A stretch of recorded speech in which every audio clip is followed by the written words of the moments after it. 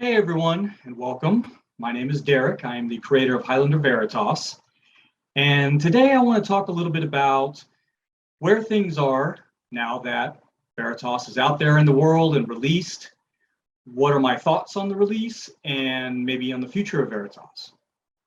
Well, let's start with how I feel about where things are at the moment and about the release. I think it went well. I did my best. I tried to space it out, and I tried to engage people and get them interested and wanting to check it out, give it a shot. And for those of you who who have watched it, all the positive feedback that you've given has kind of proven to me that it was a good product, that it was a good project, and that makes me really satisfied. And so my overall feeling with the release is that it's gone well. I think the final product, in terms of the story, in terms of the characters and the actors and the story we were telling and how it came out, the animation, I think it all worked really well. Compared to the first season, this really was a leap and bound above and beyond. I it almost felt like a marketing tool to just say it's bigger, it's better, it's going to be more, and but it really was. It really was. I am proud of the first season. I think from a story perspective and from a learning how stop motion works perspective, it was great. I think all the actors did a fantastic job. I think the story was solid. I think it did what it was supposed to do, which was to bring the disparate elements of the Highlander universe together so it didn't feel so contradictory, so that you can enjoy the first movie, you can enjoy the series, you can enjoy Highlander 3, you can enjoy Endgame all together and have it make a sort of in-world sense. And I think we did that. I think it worked. I think it, accomplished all of those goals. And now in the second season, yeah, I think it is bigger and better in every way.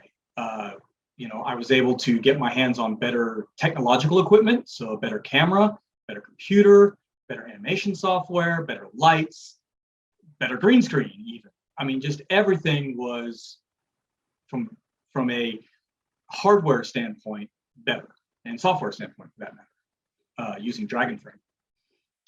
So that I'm very, very happy with. In terms of the storytelling, it was bigger, it was better. I think, expanding these flashbacks into huge, long, 10-minute sometimes or more vignettes, I think was a lot of fun. We got to explore different time periods. We got to explore different characters in different scenarios, in different combinations with each other. And I think that was exciting. I think that was kind of interesting. And I hope you found that exciting and interesting, because if you didn't, but yeah, I think in those terms, it was bigger, it was better. I mean, the episodes alone were longer, were fuller. And then in terms of the animation style, the quality, I think, I'd learned a lot from that first season. And so the animation looked a little bit cleaner, a little bit smoother. Even, using the green screen and the colors, I kind of got that a little more squared away. And so, yeah, I think it all came together in a much more broader canvas. And I think that's what you want out of your second half, your second iteration. And so, yeah, it's right to say bigger and better, but I think it was. And I think that's why I really hoped that everyone would really dig it and get into it and give it a chance. If I do have a disappointment, it's that maybe more people didn't. This was made for fans, by fans, and I think the fans who embraced it, who got what we were going for, really, you know, really understood the various nuances, the various callbacks, the various little winks, nods, but even themes, you know, exploring holding grudges and animosity for hundreds of years, and how does that kind of come about? How do you resolve something that's been going on that long? And just in general, how do, you know, people feel about their place in the world after so long? You know, these were all really interesting, rich themes. And then exploring just basic human emotions like, you know, Consone's jealousy. You know, I always found it fascinating that he was such a bad guy in Duende, but when you read the Evening at Joe's book, you get the sense that there's more going on there. So, you know, and because no villain thinks they're the villain, right? So it was fun to make him be bad and do bad things without making him villainous. And finding that line was both tricky but also fun, and I really wanted to see fans react to that. And I think from what I've heard back, they have. And so I'm very proud of what was accomplished with Veritas. I think I hope that it continues to find audiences over time. The first season certainly did.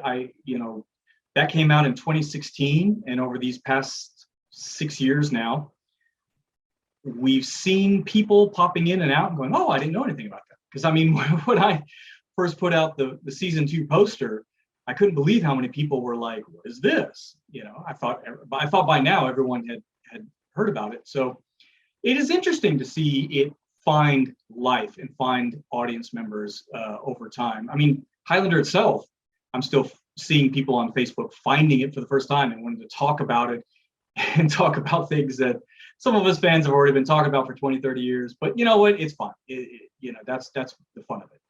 So yeah, I think it will have legs. I hope it will.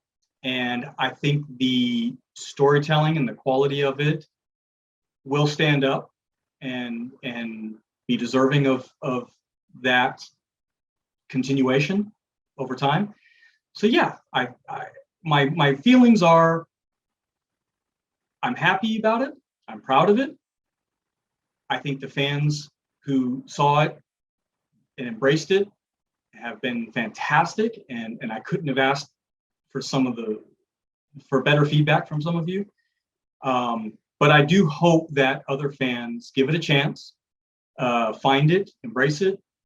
You know, if it's not your cup of tea, that's fine. You know, I saw some people say, you know, I loved everything about it, but I'm not a real big fan of this medium like stop motion. I get that. That's perfectly fine. I have nothing against that.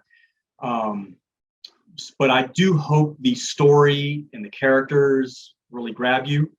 You know, we got the original actors, Elizabeth Gracen, Anthony DeLongis, back, and they all expressed how proud and how happy they were with how their characters were treated and portrayed.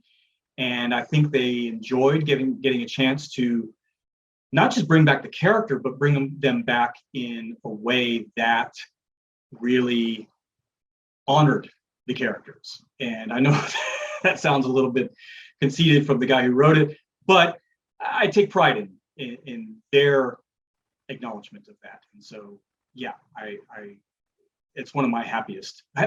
Getting to work with these actors, not just Elizabeth Gracen and Anthony DeLongis, who were an absolute delight and did everything and more that I could have possibly asked of them, and elevated all of this to levels I could never have asked or even imagined.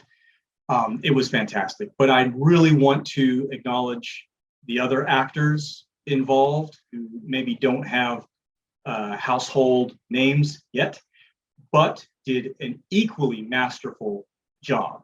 Don Heimel, who plays our Joe Dawson, he is, you know, an old blues man, and he portrayed a perfect, older blues man.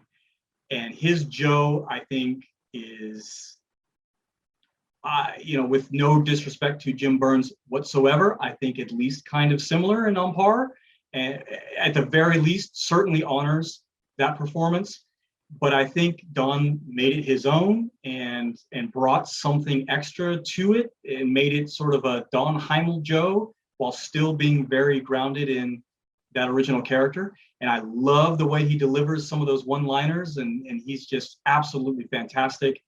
And so I hope all of you fans, please check out Don, tell him thank you, tell him you enjoyed his performance, and check out some of his music. He's got some great blues and other genres out there. And if you are in Texas, if you're in the San Antonio area, he performs all the time, all over. Please, please go check him out live. He is fantastic.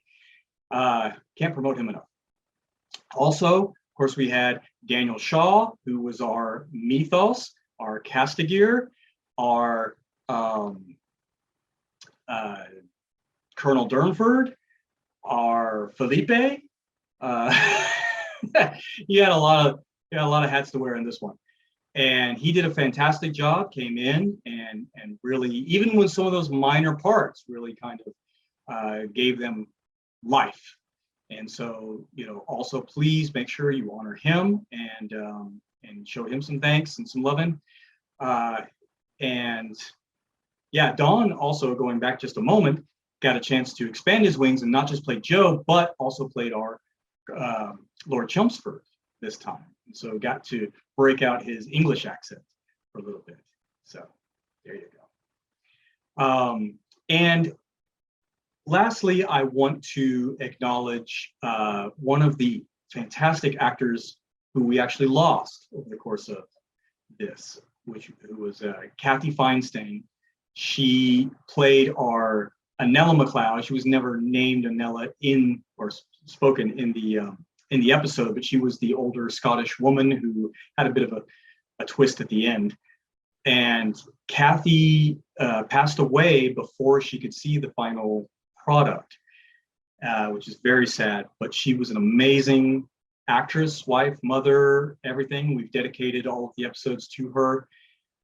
She was nervous about doing this Scottish character and sort of hitting the accent, hitting the notes and stuff like that. But once she got in there, she nailed it. She absolutely nailed it. And I think if she could have seen the final product, she would have been very, very proud of her performance. And we certainly are. She did an amazing job. I think it's a seamless and hilarious and fantastic little performance. And please also show your love for Kathy. And so, yeah, those are our actors. We had a wonderful time making this. It was a long, arduous journey, 6 years, a lot of money, thousands of dollars went into it. But I think it was all worth it. So the real question now is, will there be more? As of this moment, pressed for it, I would probably say not at the moment, or at least not in such a grand form. I do have ideas for season 3. I do have ideas for other kind of stories that we could kind of take this. The use of the powers of illusion kind of opens a lot of doors. And if you saw the end, the little teaser at the very end of the last episode, you know that there's a very special character who we could possibly bring back and do something with. And I have a very fun idea to do something with that. But, doing an hour's worth of stop motion animation is a lot.